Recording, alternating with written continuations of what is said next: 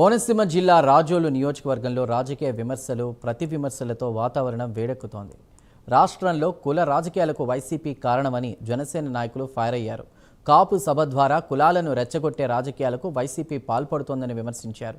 జనసేన అధినేత పవన్ కళ్యాణ్ ఒకే కులానికి చెందిన నాయకుడు కాదని, అన్ని వర్గాలను సమానంగా చూసే నాయకుడని అన్నారు. కుల రాజకీయం నడుస్తుంది. దీనికి ప్రధాన కారణం మొన్న వైసీపీ కాపుల సభ. దీని యొక్క అజెండా ఏంటంటే కాపు కాస్తాం, రెడ్డి గారిని ముఖ్యమంత్రి చేస్తాం. గతంలో 2019 మీరు కాపు కాస్తారు.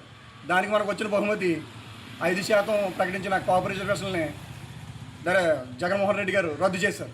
ఆ రోజు మీ నోళ్ళు ఎక్కడికి పోయినాయి? ఆ రోజు ఏ రోజు మీరు ప్రశ్నించలేదు.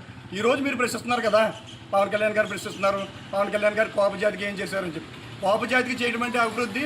పవన్ కళ్యాణ్ గారు ఒక కులానికో ఒక మతానికో కాదు, రాష్ట్రానికి చేయాలనుకున్నారు. ఎప్పుడూ లేని విధంగా ఒక డిప్యూటీ సీఎం స్టేట్ లెవెల్లో ఒక పంచాయతీరాజ్కి ఇన్ని అవార్డ్స్ వచ్చినాయి. ఇవన్నీ మీ కళ్ళకు కనిపించట్లేదా? గత కొన్ని రోజులుగా వైఎస్ఆర్సీపీ పార్టీ వాళ్ళు జనసేన పార్టీ మీద కుల రాజకీయాలు, మత రాజకీయాలు చేస్తూ ఉన్నారు.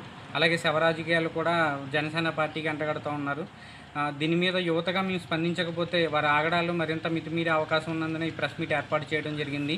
గత కొన్నేళ్లుగా మనం చూస్తూనే ఉన్నాం, ఈ రాష్ట్రంలో జనసేన పార్టీనే ప్రధానంగా టార్గెట్ చేసుకుని ఈ వైఎస్ఆర్సీపీ పార్టీ వాళ్ళు రాజకీయాలు చేస్తూ ఉన్నారు. ఇప్పుడు ఒక అడుగు ముందుకేసి జనసేన పార్టీని ఒక కులముద్ర వేసి ఆ కులానికి ఏమీ చేయట్లేదు అనే ఒక నికృష్టమైన ప్రయత్నం అయితే చేస్తూ ఉన్నారు. గతంలో మీరు అధికారంలో రాక మునుపు ఢిల్లీలో చేసినటువంటి మార్చ్ మీకు గుర్తుందో లేదో, అప్పటి ముఖ్యమంత్రిగా ఉన్నటువంటి నారా చంద్రబాబు నాయుడు గారిని ఉద్దేశించి ప్రభుత్వ శాఖలన్నింటిలో కూడా కమ్మ కులం వారితో నింపేస్తున్నారని చెప్పి అప్పటి రాష్ట్రపతి స్వర్గీయ ప్రణబ్ ముఖర్జీ గారిని కలిసిన విషయం మీకు గుర్తు చేస్తూ ఉన్నాను. మీరు తర్వాత అధికారంలోకి వస్తే మీరేదో కులాలన్నీ ఉద్ధరించేస్తాననే విధంగా మాట్లాడి తీరా మీరు అధికారంలోకి మీ తండ్రి గారి మరణం వల్ల వచ్చిన సానుభూతితోనో లేదా అదృష్టంతోనో మీరు అధికారంలోకి వచ్చిన తర్వాత మీరేం చేశారో గుర్తుందా? ఆనాడు జనసేన పార్టీని ఇరుకుని పెట్టాలని, జనసేన పార్టీని లేకుండా చేయాలని, అలాగే జనసేన పార్టీ నాయకుడిని 2 చోట్ల ఓడించాననే అధికార మదంతో మీరు చాలా మాట్లాడి ఉన్నారు. కానీ ఈ యద్భావం తద్భావత అనేది అందరికీ వర్తిస్తుంది. కాలం ఎప్పుడు ఒకేలా ఉండదు. మీరు ఎవరినైతే 2 సార్లు ఓడించామని విర్రవీగారో ఆ పవన్ కళ్యాణ్ గారే మిమ్మల్ని అధపాతాళానికి తొక్కుతానని చెప్పి మరి 11 స్థానాలకి పరిమితం చేసిన సంగతిని మీరు గుర్తుపెట్టుకోండి. ఎప్పుడు అసెంబ్లీకి వెళ్ళి ప్రజా సమస్యల మీద మాట్లాడింది లేదు. గత 3 రోజుల నుంచి పాలేరు కాపులు ఉన్నారు మనకి. ఆ పాలేరు కాపులందరూ కూడా మా జనసేన పార్టీ అధ్యక్షుల్ని, మా జనసేన పార్టీని ఇష్టారాజ్యంగా మాట్లాడుతున్నారు. ఏమనుకుంటున్నారు మీరు అందరం? ఇలా పార్టీ జనసేన పార్టీ అంటే కులాలు కలిపి ఆలోచన విధానం, మతాల ప్రస్తుతం రాజకీయం ఇలా చేసుకొస్తుంటే మీరు ఏదేదో మాట్లాడతారా? ఏమండి, తోట తిరుమూర్తులు గారు మా నాన్నజీ గారిని ఇదన్నారు. మీకు వైసీపీ నుంచి పోటీ చేసి దమ్ము లేదా? ఇండిపెండెంట్గా పోటీ చేస్తారా? అంటే మీకు 11 సీట్లు వచ్చినాయి సిగ్గా?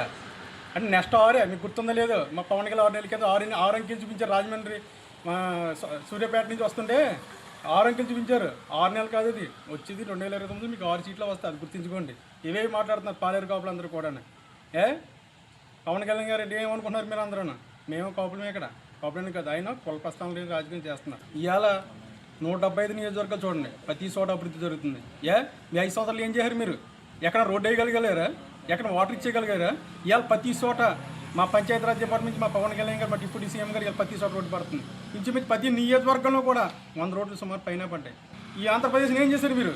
ఇవాళ కూటమి ప్రభుత్వం ఎంతో అభివృద్ధి చేసి ముందుకు తీసుకెళ్తుంది.